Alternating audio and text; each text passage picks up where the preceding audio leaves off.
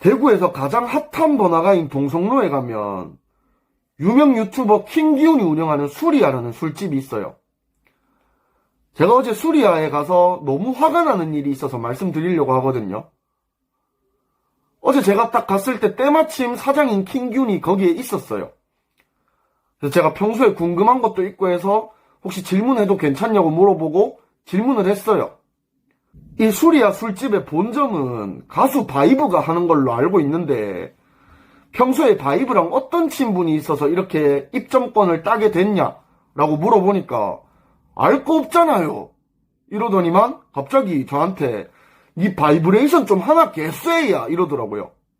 그래서 제가 바이브레이션은 잘 못하는데 바이킹은 좀 잘 탄다 라고 얘기를 하니까 갑자기 앙팡 요구르트를 한 개 딱 갖다 주면서 이거나 처먹고 꺼져라 이러는 거예요. 근데 또 앙팡을 보니까 갑자기 제가 또 궁금한 게 생각나서 또 질문을 했어요. 지금 BJ 양팡이 복귀를 했는데 아직까지는 복귀한 지가 얼마 안 돼서 민심이 그렇게 좋지만은 않은 것 같다. 어떻게 생각하냐? 라고 물어보니까 갑자기 킹기훈이 피식 웃으면서 저한테 퀴즈를 하나 내더라고요. 야, 니는 호랑이랑 사자랑 싸우면 누가 이길 것 같노? 이렇게 저한테 물어보더라고요. 제가 당연히 호랑이가 이기지 라고 얘기를 하니까 갑자기 주방에서 타이거 JK가 마이크를 들고 나와서 축하 공연을 하는 거예요. 그래서 지금 대체 이게 무슨 상황인가 싶어서 다시 킹기훈을 불러서 야, 지금 이게 대체 무슨 상황이냐? 라고 물어봤어요. 물어보니까 상황버섯은 7,000원에 판매한대요. 그래서 제가 야, 그러면 내가 장기자랑을 한 개 보여줄게. 장기자랑 보고 재밌으면 7,000원 말고 6,000원에 해줘 라고 얘기를 했죠. 그래서 제가 진짜 제 장기를 이렇게 꺼내가지고 장기자랑을 했어요. 근데 막상 장기를 꺼냈는데 다시 넣을 줄을 모르니까 이제 큰일 났잖아요.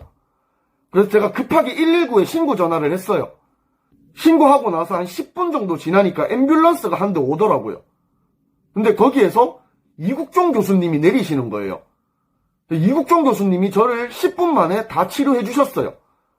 그래서 제가 너무 감사해서 이국종 교수님한테 진짜 제가 너무 감사해서 그러는데 같이 술 한잔 해요 라고 얘기를 했죠.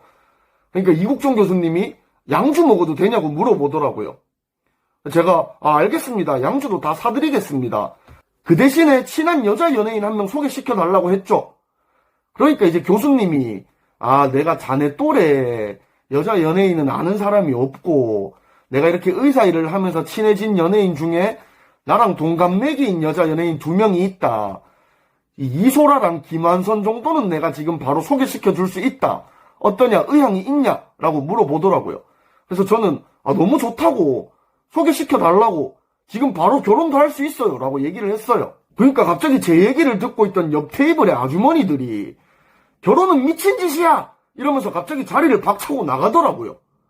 그걸 보고 있던 킹기훈이 열받았는지 저한테 와서 아니 니 때문에 지금 손님들이 다 나갔는데 어떻게 책임질 거냐 이렇게 얘기를 하는 거예요. 그래서 제가 일단은 너무 흥분하지 말고 조금만 침착하고 내 얘기를 한번 들어봐라 라고 얘기를 하고 제 첫사랑 얘기를 해줬거든요. 그러니까 그거 얘기를 다 듣고 나서 킹기훈이 박수를 치면서 너무 아름다운 얘기였다고 저한테 계란 후라이를 서비스로 주는 거예요. 그래서 제가 나는 완숙 계란 후라이를 좋아하는데 왜 반숙 계란 후라이를 서비스로 주냐 라고 얘기를 하니까 갑자기 킹기훈이 화를 내면서 그냥 주는 대로 처먹어라 이러면서 제 얼굴에 침을 뱉는 거예요. 너무 화가 나서 경찰에 신고를 하려고 했는데 그때 제가 너무 취해 있어가지고 경찰 신고 전화가 112인지 119인지 헷갈리는 거예요. 그래서 제가 114에 전화를 걸어서 물어봤거든요. 혹시 경찰 신고 전화가 어떻게 되죠? 라고 물어봤는데 그 상담원 목소리가 너무 예쁜 거예요. 그래서 그 상담원에게 제가 혹시 돈가스 좋아하냐? 라고 물어봤어요. 그러니까 자기는 피카츄 돈가스를 좋아한대요.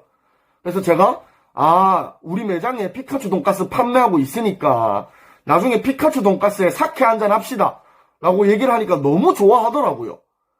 무튼 상황이 좀 정리되고 저는 이제 계산을 하고 집에 가려고 딱 지갑을 꺼내려고 하는데 제가 지갑을 집에 두고 온 거예요.